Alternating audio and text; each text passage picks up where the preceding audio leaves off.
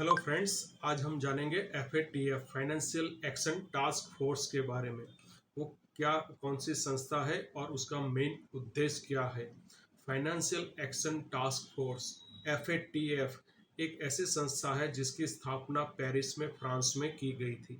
उसकी जो स्थापना है वो 1989 में की गई थी और उसका जो मेन उद्देश्य जो है वो टेररिज्म फाइनेंसिंग को अटकाना है और उसके खिलाफ एक्शन लेना है और उसके साथ साथ मनी लॉन्ड्रिंग एक्टिविटी जो चल रही है।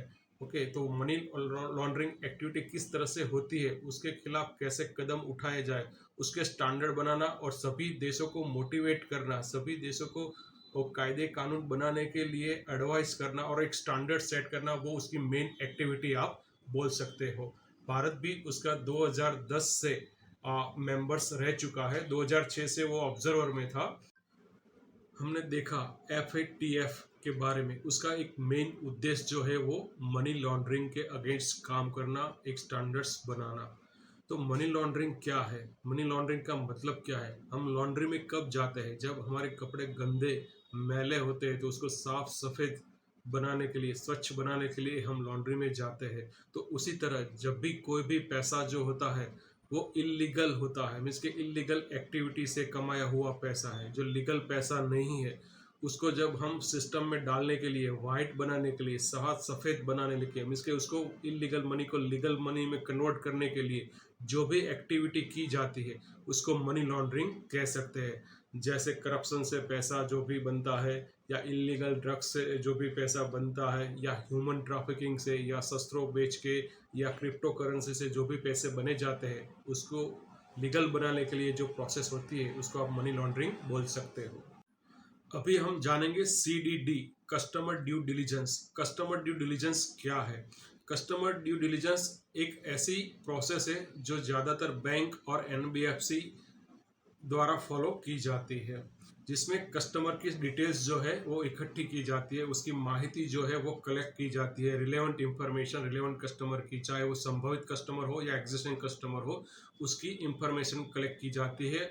और उस कस्टमर के साथ डीलिंग की वजह से कौन से रिस्क है उसका वैल्यूएशन, मूल्यांकन किया जाता है कि इस कस्टमर के साथ डील करने की कौन कौन से रिस्क अटैच है।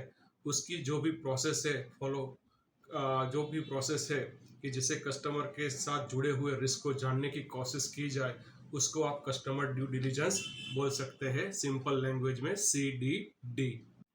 CDD को आप KYC स्टैंडर्ड का एक भाग, एक पार्ट बोल सकते हो। UBO, अल्टीमेट बेनिफिशियल ऑनर, अंतिम लाभार्थी। बैंक्स, इंश्योरेंस कंपनी, NBFC के ट्रांजैक्शन से अंतिम लाभ किसको मिलने वाला है, उस जिस बंदे को मिलने वाला है लाभ, उसको आप बेनिफिशियल ऑनर बोल सकते हो।